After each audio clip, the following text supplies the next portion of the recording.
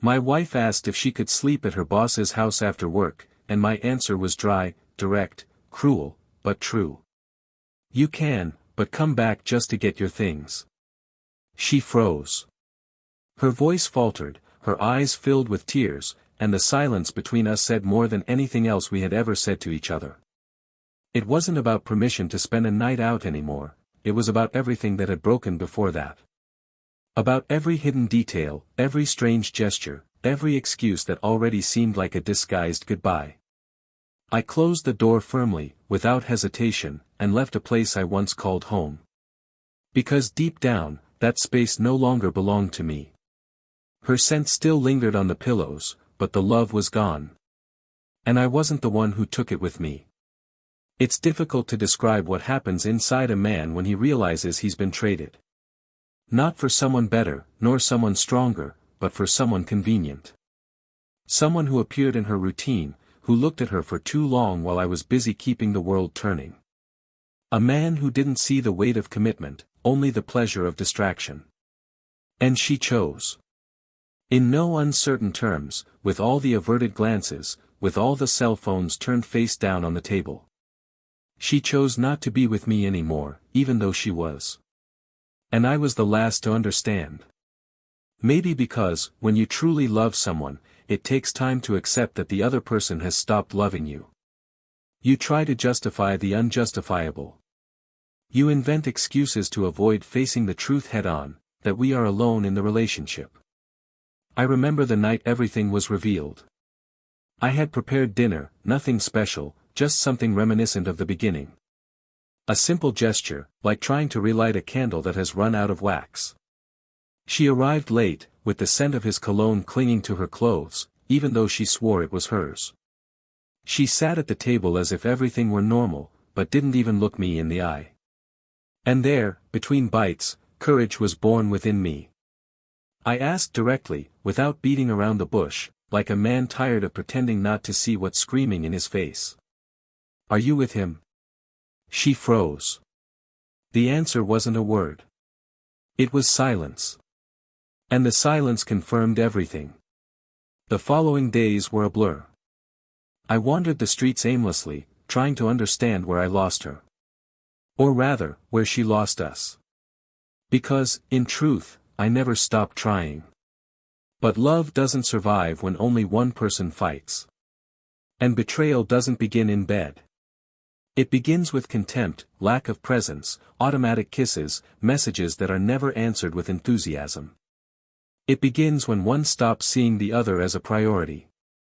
And she stopped seeing me that way a long time ago, but I was too busy being a husband to realize she was no longer a wife. When she asked to sleep out that night, she didn't know it was her last request. But I knew. Because betrayed men feel it. It's not just jealousy, it's instinct. It's the body saying the bond has been broken, that the other person's soul has already left, and only the body remains, fulfilling protocol. She left. And I closed the door. I stood silently on the other side, my heart in ruins, but with my dignity intact. For the first time in a long time, I chose to love myself more than to insist on something that only hurt me. There were no screams, no tears, no pleas. Only the certainty that it all ended there. I didn't need to hear her confess. Her body had already spoken. Her eyes had already screamed. She no longer chose me. And that was the hardest truth to accept. I spent nights staring at the ceiling, trying to understand if I was the one who failed. If the too much time at work, the exhaustion, the silences between us were also my fault. And perhaps they were. But nothing justifies betrayal. Nothing justifies tearing apart a shared history for a threesome. Over time, she discovered that her boss never intended to commit to her. It was just convenience. A temporary place, an emotional respite, an escape from the real life she had with me. But real life doesn't wait. And time takes its toll. When she realized he didn't truly want her, it was too late. There was no home left to return to, no love waiting for her at the door. I had left, not out of anger, but for survival.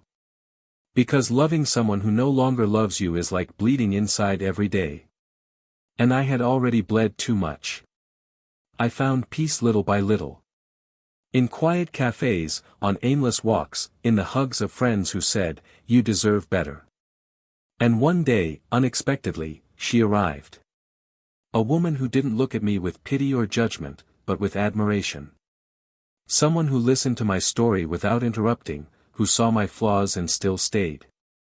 With her, I learned that love doesn't have to be a daily struggle. That trust can't be demanded. That affection can't be begged for. With her, I discovered that there was life after pain. And that peace could also be beautiful. So, when the woman who was once mine returned, with downcast eyes and a broken heart, saying she regretted it, that she understood everything too late, I listened in silence. She cried, begged forgiveness, said she didn't know what she was doing. But I didn't cry. Because the tears I had for her had already been shed on previous nights. Because my mourning for that love was already over. I looked at her, for a moment almost feeling pity, and said, "I forgive you. But this no longer belongs to me." And there, in that instant, she understood. That the true punishment for betrayal is not being punished, it's no longer being loved. It's looking at someone who was once your world and seeing that there is nothing left. Today we follow parallel paths. No crossings, no turning back. She carries regret as her companion. And I carry with me the certainty that I loved with all my heart. And that, even having been betrayed, I was the one who remained whole in the end. But what she never knew, what she never expected, is who was by my side the day she came looking for me, with pleading eyes and a broken soul. Because, when she saw me smile at that woman, when she saw the lightness in my gaze, she realized that the love I once gave her, now resided in another heart. A heart that never betrayed me. And what happened when she finally learned who this woman was, who occupied the place where she once was what destroyed everything that remained. Because there are betrayals that kill, but there are forgivenesses that bury. And that revelation was the absolute end. Now, the question remains, who was this woman? And why, upon discovering her identity, did the pain of betrayal finally return to her in the form of justice? Welcome to the channel. Here, infidelity isn't romanticized, it's exposed. Our stories are fictional but they carry profound truths. Betrayal destroys homes, erodes trust, and transforms love into scars. This channel exists to show what many pretend not to see. Those who betray, lose. Those who love, suffer. And there's not always a way back. Get ready to immerse yourself in a story. Intense, painful and unforgettable. Press play, and get ready to be shocked. They were the kind of couple that drew attention even when they didn't intend to. There was a natural harmony between them, as if time had molded them to fit perfectly together. Friends said their love was serene, the kind that didn't need grand gestures to prove its existence, but rather small details, a knowing glance during a conversation, a discreet touch on the waist while passing through the kitchen, the easy laughter shared after an ordinary day. His name was Daniel, a man of restrained speech, a serene expression, and a firm gaze. He had worked in architecture for years and was the kind of person who paid attention to silences as much as to words. She, named Emily, was communicative, sweet, with a beautiful restlessness in her way of life. Working as an administrative assistant at a multinational company, Emily had a habit of looking at everything as if she were still discovering the world. And, for a long time, Daniel was the universe she chose to explore. They met by chance in a coffee shop when she bumped into him in a hurry, 2 coffees in hand, spilling one on his coat. Apologies, awkward smiles, nervous laughter. After that, chance became routine, and routine, destiny. They dated for 3 years, were married for 2, and had a shared life project that included dream trips, renovating their own home, and perhaps a child when the time was right. They lived in a quiet neighborhood, in a house they built together, with shared choices ranging from the color of the walls to the model of the kitchen faucet. Their home was simple, but full of life, books stacked in every corner, photos with genuine smiles, a shared playlist on their cell phone that played while they cooked together on weekends. Daniel was the type who woke up early, even on Sundays. He liked the silence of the morning, the light slowly filtering through the curtains, the smell of coffee filling the house while Emily still slept wrapped in her blanket. She, on the other hand, loved the tranquility of the night. It was the time when her mind calmed down and, almost always, she wrote in her diary or watched series alone in the living room, curled up on the sofa, while he was already asleep in the bedroom. They were different in their rhythms, but alike in their care. Their relationship was built on respect, space, and love. The kind of relationship that doesn't explode, but builds. The kind that many envied without knowing it. Daniel was always attentive to detail. He kept dates, memories, letters. He had a folder with all the notes Emily left on the refrigerator during the first months of their marriage, messages like, "I love you more than coffee," or "I'll be right back, wait for me." Emily laughed at it, saying he was an old-fashioned romantic, but deep down she loved that side of him. She liked feeling remembered. Being loved without having to ask. Being chosen every day, even when routine swallowed them both up. And he truly chose her, even when she drifted away without realizing it. Even when she came home late from work saying she was too tired to talk. Even when the kisses became brief and the conversations automatic. He believed that bad phases existed, that true love survived lack of time, the stress of daily life, temporary absences. Emily, with her anxious and questioning nature, often seemed to live a step ahead of the present. She was ambitious, determined, and liked to be noticed. She was efficient at work, friendly with everyone, and always involved in meetings, reports, and projects. Daniel admired this about her. He always said he loved seeing her eyes light up when she talked about her achievements, about how she faced the world with courage. But, little by little, the sparkle changed direction. He began to notice that she smiled more at her cell phone than at him. That her silences were more burdened than before. That her absences were no longer accompanied by spontaneous explanations. And yet, he continued to believe it was just tiredness. That she needed time. And he gave it to her. Close friends began to notice the change, but Daniel always defended his wife. He said she was overwhelmed, that the company demanded too much of her, that it was just a phase. Emily, in turn, seemed to be divided into two versions, a sweet and present woman on social media, at parties, at social gatherings, and another distant, cold one at home. There were no fights between them, not yet. But there was a silence. A subtle distancing, only perceived by those who truly love. Daniel sensed that something was different, but refused to believe that there was anything wrong with the suit. He trusted her. He trusted what they had built. He believed that real marriages had cycles, and that love didn't disappear overnight. Emily started working later and later, justifying it with meetings outside of business hours, last-minute shifts, and company events. Daniel, though he found it strange, respected it. He was never controlling, never demanded schedules, never asked for proof of anything. He trusted her because he loved her. And he loved her because he believed that loving also meant allowing freedom. He waited up for her some nights, worried. Other nights, he slept embraced by her pillow, smelling the perfume that lingered even after she was gone.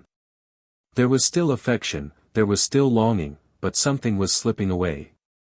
And he felt it in every touch that became briefer, in every kiss that seemed less genuine. The turning point, however, was subtle. One ordinary morning, Emily was making coffee more hurriedly than usual, her cell phone clutched in her hand and her attention divided. She barely glanced at Daniel when he entered the kitchen. She said she had an important meeting, that she might not be able to sleep that night, that her boss was demanding more than usual. He simply nodded, trying to understand exactly what was changing. There was no argument. There was no accusation. There was only that moment, that exact moment, when everything began to crumble, slowly and silently. And even without fully understanding what was unfolding, Daniel felt a pang in his chest. As if his instinct knew something his heart couldn't yet admit. Their life continued like a book whose pages were torn out one by one. There were no more future plans discussed at the dinner table, nor affectionate messages throughout the day. Emily's social media showed a fulfilled, happy woman, surrounded by colleagues, always at events and meetings. Daniel watched everything from afar, trying not to get lost between the love he felt and the reality that surrounded him. He continued taking care of the house, watering the plants, washing the dishes. I continued leaving dinner ready for when she arrived, even if she didn't come. I continued, like someone who insists on keeping alive a candle that no longer has a flame. Emily, for her part, seemed increasingly distant, although she still observed the basic rituals of social interaction. She greeted, responded, but no longer gave herself fully. Her attention was always elsewhere, her gaze lost, her thoughts wandering through a world to which Daniel no longer belonged. And he felt this as if it were a physical absence. As if she were only present in body, but had already departed in every other way. Still, he didn't give up. However much it hurt, however much the doubt was a silent poison, Daniel believed that to love was to remain. That time heals, that people return, that the weariness would one day pass. But what Daniel didn't yet know, what he couldn't imagine, was that life was about to teach him, in the hardest way possible, that love, by itself, is not enough. That it doesn't matter how much you fight for someone if that someone has already chosen to leave from within. That love doesn't survive where there is an absence of truth. And that sometimes the person we love most is also the one who destroys us the most, not all at once, but in small doses, every day. And while he continued to believe in unspoken promises, unaware that he was already living a lie, fate was leading towards that night when Emily's question would change everything. A question that, in her eyes, seemed harmless. But which, for Daniel, would sound like a definitive sentence. The night had not yet arrived. But it was already being stitched together, thread by thread, in every empty gesture, in every touch that didn't come, in every excuse whispered at the foot of the door. The abyss between them was widening, and Daniel, with his heart still whole, had no idea that soon it would be broken into 1,000 pieces. The rain fell lightly that night, trickling down the windows like tears someone had been hiding for too long. The living room clock read 9:47 p.m. when Emily, in her wet coat and walking slowly, crossed the front door for the last time. Daniel sat on the sofa, an untouched cup of tea in his hands, his eyes fixed on some point on the wall, but his mind in absolute silence. She entered without asking permission, without saying a word, simply taking off her shoes and walking towards him with an exhausted expression, like someone who hadn't slept properly in weeks. There was something empty in her gaze, as if she were about to confess a crime she herself couldn't forgive. And perhaps that was exactly it. The house smelled the same as before, but the air seemed denser, as if it knew that there, in that room, something needed to die so that something else could be born. But she didn't know that yet. And he had already understood everything. Emily began to speak hesitantly, trying to piece together fragmented words into coherent sentences. She said she was tired, that things at work were difficult, that she felt she had lost herself, that perhaps she had been making rash decisions lately. Daniel remained silent. Not because he didn't want to respond, but because he had learned, over time, that some words need to leave the other person's mouth completely before any reaction. She sat in the armchair opposite him, crossed her hands in her lap, and looked away, as if she couldn't bear to look at him. She said she missed when they truly looked at each other, that sometimes she found herself remembering the early days, the conversations on the balcony, the laughter for no reason. She said she knew she had drifted apart, that she knew he felt it, and that perhaps there was no going back, but that she needed to try. Daniel listened to everything with the calm of someone who no longer expected anything. There was no irony in his eyes, no anger, no overflowing resentment. There was only a profound weariness, and a serene sadness that hurt more than any scream. She took a deep breath and said she wanted to be honest, that she needed to clear up what was left between them, even if it meant destroying what little still stood. And then she let out words that felt like tons in her mouth, that day I asked to sleep over. I didn't go to work. Daniel didn't react. Not a sigh, not a movement of his head. He just stared at her, waiting for her to continue. Emily ran a hand over her face, as if trying to erase her own reflection, and finished, I went to his house. I'd gone before. But that night was different. That night, I realized I'd crossed a line. And when you answered me like that, I knew you knew. And I felt like I lost you there. Daniel carefully placed his cup on the table, stood up slowly, walked to the window and stood there, his back to her, while the silence filled the room with an almost palpable pain. His voice was low, but firm. You didn't lose me that night. You lost me long before. You just didn't realize it. She stood up, took a step toward him, and said she didn't want to lose what they had built, that everything was confusing, that she no longer knew who she was, that she felt invisible, forgotten, suffocated by a routine they had both created without realizing it. Daniel turned slowly, his eyes brimming with tears, but his face serene. And you decided to feel alive in the arms of another man? He asked, without raising his voice, but with evident pain in every syllable. Emily tried to argue, said it wasn't planned, that it just happened, that it was loneliness, that she was weak, that he had always been too strong, too distant, too focused. But it all sounded like an excuse. Like a desperate attempt to justify what has no defense. That's when he said he knew. That he always knew. That he felt it. That each of her absences screamed truths she never spoke. That he slept beside a woman who no longer loved him, but who still persisted, because to love was to continue even when the other could no longer. And that, even so, he was the one who had to push her away. Because she wouldn't have the courage. Emily cried. She tried to reach the past with her hands, but everything slipped away. She said the other man didn't want anything serious, that he was selfish, that he treated her as a second option, that he distanced himself from her the minute he realized she wanted more than he had to give. She said she regretted it. That she felt dirty, empty, used. That only now did she understand the value of everything Daniel had been to her. And he, with an expression that mixed compassion and finality, replied, You didn't lose me to him. You lost me to nothing. Because he didn't want you, and I don't want you anymore.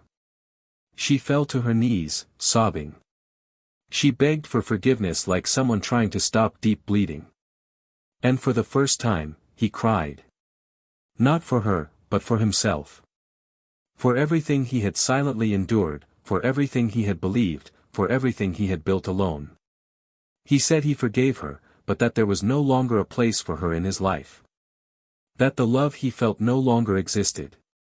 That the space she left empty had been filled. Not by another body, but by a peace he found when he decided to stop fighting for someone who wasn't fighting for him. Emily, her voice breaking, asked if there was someone else. If he had moved on. If anyone else made him smile like she used to. He didn't answer. He just looked down the hallway, where a female silhouette slowly appeared. A woman with a sweet expression, a welcoming gaze, firm steps. Emily turned slowly and, seeing the woman's face, the shock was absolute. Time froze. Her eyes widened. Her breath caught in her throat. Because it wasn't a stranger. It was someone she knew. Someone who had always been around. A person she never imagined seeing there, next to Daniel, with that look of complicity. It was her best friend. Emily's mind raced in every direction, searching for explanations, memories, moments. She wondered if it was revenge, if they had been together before, if they had plotted it. But there was no bitterness in either of their eyes. There was affection. There was peace. There was truth. Daniel approached the new woman, held her hand naturally, and told Emily that it hadn't been planned. That everything happened in time. That she was the shoulder that comforted him when he was broken. That she was present when everything around was absent. That she didn't judge, didn't question, she just stayed. Emily didn't know what to say. There was no rehearsed speech for that scenario. She expected him to be alone. She expected him to be lost, hurt, destroyed. She expected to have time to try to come back. But there, before her, was a whole man. Healed. Loved again. And she, for the first time, felt herself on the other side of the pain. Daniel looked at her one last time. He said he didn't hate her. That he didn't blame her anymore. That he had understood that some losses are liberations. And that sometimes, pain comes to teach you your own worth. Emily left the house in silence. The rain was still falling. But now, it only wet her. Because Daniel no longer felt cold. And the woman who was by his side, was everything Emily never knew how to be. And perhaps I would never have the chance to be again. Time passed with the coldness of a judge who doesn't reverse his sentence. Months dragged on like long winters, and all that remained was the echo of what was once a home. After that night when everything was said, when the masks fell and the final words were spoken, each character went their own way, not by choice, but as a consequence. There was no reconciliation, no belated letter to undo the mistakes, no triumphant return. There was only what always remains after complete destruction, rubble. And among it, truths that no one could ignore anymore. Emily left the house like someone leaving a cemetery, knowing she had buried something that could never be unearthed. The tears that streamed down her face that night weren't for the harsh words she'd heard, nor for the presence of that woman beside Daniel. The tears were for the emptiness inside her, a hole left not only by the loss of her husband, but by the loss of herself. Because when she looked in the mirror the next day, she saw not the woman betrayed by her lover's false promises, nor the woman rejected by the one she swore to love, but the woman who destroyed true love for a fleeting impulse. For the first time, she didn't try to justify what she had done. Her conscience was a harsher judge than any voice around her. She tried to move on, tried to start over, sought support from friends, family, and activities that had once brought her joy. But everything seemed pale. Work was no longer a priority, social gatherings no longer made sense, and social media became a cruel reflection of a life that no longer suited her. People who once admired her now avoided deep conversations. The betrayal she thought she could hide irreversibly tarnished her image. Her boss, after weeks of indifference, became involved with another, younger employee and wouldn't even look at her in the hallways. The tables turned with the coldness of a court ruling, and Emily understood that in real life, you don't always get a second chance.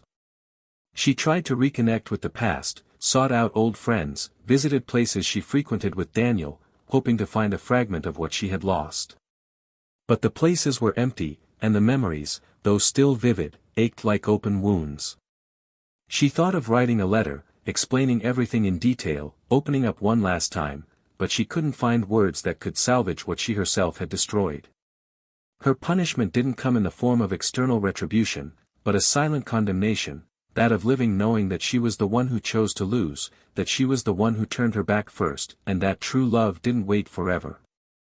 The woman who was once surrounded by admiring glances now carried the shadow of regret in her eyes. The betrayal not only stole the marriage she had, but took away the best version of herself. Emily moved on, but aimlessly, wandering between what was and what will never be again. Daniel, on the other hand, didn't rebuild immediately. Even though he had firmly closed that chapter, grieving for everything he had lived through took time. The following days were silent, but no longer painful. A weight had been lifted, a lightness in simple things. The house, once a scene of disguised absences, became once again a place where peace dwelt. Little by little, he reorganized his spaces, donated things that reminded him of his old life, painted the walls, changed the furniture. Nothing luxurious, nothing drastic, but essential. He was a man who now belonged entirely to himself. The nights ceased to be lonely, not because someone occupied the other side of the bed, but because he had learned to sleep in peace. He learned that self-love is not selfishness, but survival. The woman who appeared in his life, the longtime friend who had always been there, was not a consolation prize, nor an instrument of revenge. It was true affection, built on pain, listening, and silent care. She didn't come to fill an empty space, but to overflow what was previously lacking. She was someone who saw Daniel in his entirety, who knew his flaws, his silences, his history, and yet chose to stay. The two didn't get involved immediately. They respected the time, the rebuilding, the feelings. When they finally allowed themselves to experience something together, it wasn't out of impulse or neediness, but out of certainty. A calm, honest love, made of truth and mutual surrender. They began to live a different routine, lighter, freer. Nothing compared to the past, because everything was new. What Daniel felt beside her wasn't a replacement, but a discovery. For the first time, he was with someone who loved his essence, without him needing to prove anything. Plans arose naturally, short trips, simple meals, Sundays of old movies and long conversations about everything that had previously been kept silent. In a short time, he realized he had been saved. Not by her, but by himself, when he chose not to seek revenge, not to humiliate himself, not to beg. When he chose to leave before what little remained of him was also taken away. One day, by chance, he and Emily crossed paths on the street. She was alone, he was accompanied. Their eyes met for a brief moment, and the silence said it all. She smiled, a sad, embarrassed smile, heavy with memories. He simply nodded and continued on his way. There was no more pain, no more resentment. Only the realization that their paths were now parallel, and there was no longer any possible crossing. Emily followed his gaze until she disappeared into the crowd, her soul weighing more than her body. Because there, in that instant, she knew she had truly lost. That the love she had abandoned now blossomed in another garden, and that there was no going back. If you've made it this far, now I invite you to think, was it worth it? This story isn't about punishment, it's not about payback. It's about consequences. About how every choice carries a price. About how betrayal destroys not only a relationship, but the very identity of the one who betrays. Because when you break the trust of someone who truly loved you, you don't just lose the person, you lose the most beautiful version of yourself. You lose your home, your respect, and even the right to return. And often, those who betray only understand this too late. Comment below what you thought of this story. Would you have forgiven her? Do you think Daniel did the right thing? And Emily, does she deserve a second chance? We want to know your opinion. Don't forget to subscribe to the channel, turn on notifications, and share this story with anyone who needs to hear this message. And remember, this channel does not support any type of betrayal. Here, we show through fiction how disloyalty destroys lives, corrodes love, and turns promises to dust. May this story serve as a warning, as a mirror, as a reflection. Because sometimes, losing someone who loved you is the greatest punishment of all, and there's no going back when the other person's heart has already learned to live without you.